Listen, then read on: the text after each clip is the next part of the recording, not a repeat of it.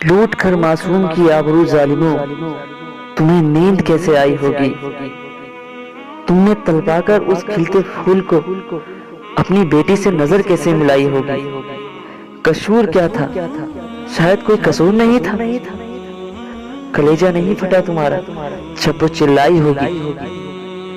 तुम इतने बेरहम कैसे बन गए ए दरिंदो। सोचता हूँ शायद तुमने तालीम ही ऐसी पाई होगी। जहां 8 साल की लड़की के सामूहिक रैप में स्पेशल पुलिस अधिकारी इन्वॉल्व हो, जहां पीड़ित पक्ष की वकील को बार एसोसिएशन में धमकाया जाए और बलात्कारी को बचाने के लिए हिंदू मंच के और बहुसंख्यक वर्ग के लोग सड़क पर आ जाएं और जय श्री राम का नारा लगाएं, तो जरा सोचिए उस देश का आने वाला भविष्य कैसा होगा। नहीं, आप खुद ही इस बात को अपने माइंड में रख लीजिए कि आने वाला उस देश का भविष्य कैसा होगा। ये कैसे लोग हैं जो भगवान के मंदिर में 7 दिन तक लगातार एक मासूम बच्ची के साथ रैप करते हैं, गैंग रैप। ये किस धर्म के लोग हैं? मेरी नजर में तो उनका कोई धर्म लगता नहीं। ये वो लोग हैं जो भगवान से भी नहीं डरते और दरिंदों के पक्ष। और सबसे मेन बात तो ये हो गई कि इन दरिंदों के पक्ष में कुछ लोग वहां के मार्च निकाल रहे हैं, हिंदू लोग, बहुसंख्यक वर्ग के लोग। इन लोगों को ये तक पता नहीं है कि तुम लोग एक ऐसे इंसान के लिए मार्च निकाल रहे हो जिन लोगों ने एक मासूम बच्चे के साथ रैप किया, जिन लोगों ने आपके पूरे के पूरे हिंदू धर्म को बदनाम कर दिया। ये एक कलंक है और आप उस कलंकित आदमी का साथ दे रहे हैं। आपको शर्म नहीं आती? आपको पता है आसिफा के पापा ने क्या कहा? उनसे किसी ने पूछा क्या आपने अपनी बेटी को कहीं तलाश नहीं किया? आपकी बेटी 7 दिन से लापता थी, आपने उसको कहीं नहीं तलाशा? तब आसिफा के पापा ने कहा कि मैंने अपनी बेटी को हर जगह तलाशा, लेकिन मैं मंदिर में कभी नहीं गया क्योंकि मैं जानता था वो एक पवित्र जगह है। तो जरा सोचिए दोस्तों कि एक मुस्लिम होने के नाते उन्होंने मंदिर को इतना पवित्र समझा, और यही एक हिंदू चूंकि अपने अंदर एक ये सोच रखते हैं कि मंदिर में भगवान बसते हैं, उन लोगों ने भगवान बसते हैं, चलिए ठीक है, तो क्या उन लोगों ने भगवान के सामने रैप किया 7 दिन तक?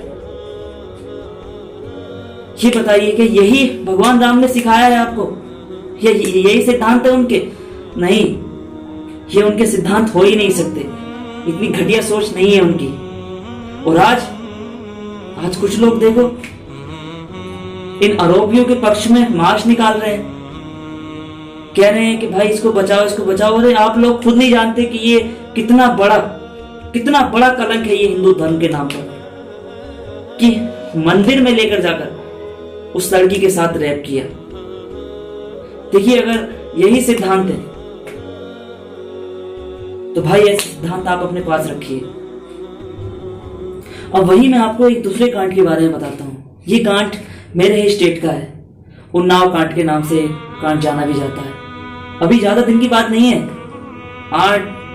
मतलब थोड़े ही दिन हुए, ज्यादा दिन नहीं हुए इस केस को। एक एमएलए एक लड़की के साथ रैप कर देता है। लड़की रिपोर्ट लिखाने के लिए जाती है, कोई रिपोर्ट नहीं लिखी जाती उस लड़की की, और बदले में उल्टा क्या होता है कि पुलिस उस लड़की के पिता को अरेस्ट कर लेती है और अपनी कस्टडी में रखकर उसको इतना कूटते हैं उस लड़की के पिता को कि वो बेचारे मर जाते हैं, डेथ हो जाती है उनकी। अब मैं 135 करोड़ भारतवासियों से, इस देश में 135 करोड़ भारतवासी हैं, उन कायर लोगों से मैं सिर्फ ये पूछना चाहता हूं कि किसी में इतनी हिम्मत नहीं थी कि वो सरकार से ये पूछ सके कि रैप तो इस एमएलए के बच्चे ने किया है, फिर उस लड़की के पिता को क्यों पकड़ा गया, उसको क्यों मारा गया? देखिए, आजकल तो ये फैशन हो गया है ना कि जिसकी लाठी उसकी भैंस। अभी पीछे ट्विटर पर एक अकाउंट बना हुआ था, हिंदू है हिंदू हम नाम से, तो उस पर किसी घटिया और नीच आदमी ने क्या कमेंट की थी आप जानना चाहेंगे? उसने लिखा था कि अच्छा हुआ कि वो आसिफा नाम की लड़की मर गई, अगर वो जिंदा होती तो वो आतंकवादी बन जाती। उस नीच आदमी ने इतनी बुरी कमेंट की थी। तो मैं आपको एक बात बताना चाहता हूं, आतंकवादी दो प्रकार के होते हैं। नंबर 1, जिनका कार्य सिर्फ और सिर्फ दहशत फैलाना होता है, जो कि पाकिस्तान से हमारे देश में आते हैं। उनका मकसद सिर्फ एक ही है कि लोगों को मारना, फोड़ना, बम करना। वहीं एक दूसरे प्रकार का आतंकवादी होता है जो बेचारा मजबूरी के तहत बनता है, क्योंकि जब उसको अन्याय नहीं मिलता तो वो आतंकवादी बन जाता है। सपोज कर बेटे, क्या नाम है तेरा, हिंदू के नाम से जो तूने अपना अकाउंट बनाया था, उसी के लिए ये चीज मैं डेडिकेट कर रहा हूं। ये उसी लड़के के लिए कि अगर तेरी माँ बहन के साथ ऐसा हुआ होता और अगर तुझे इंसाफ नहीं मिला होता तो तू क्या करता? तू बदला नहीं लेता अपना? अगर तू बदला ले लेता अपना तो उसको मार देता, और कहीं जाकर तू, या अगर तू अपने आप को सरेंडर भी कर देता, उसके बाद भी लोग तुझे आतंकवादी कहते। तो बेटा, ये जो तू घटिया घटिया कमेंट कर रहा है ना, ये मत कर। देख, ऐसा है, ये हिंदुस्तान है और ये सभी का देश है, इसलिए हिंदुस्तानी की तरह सोचो, हिंदू की तरह मत सोचो।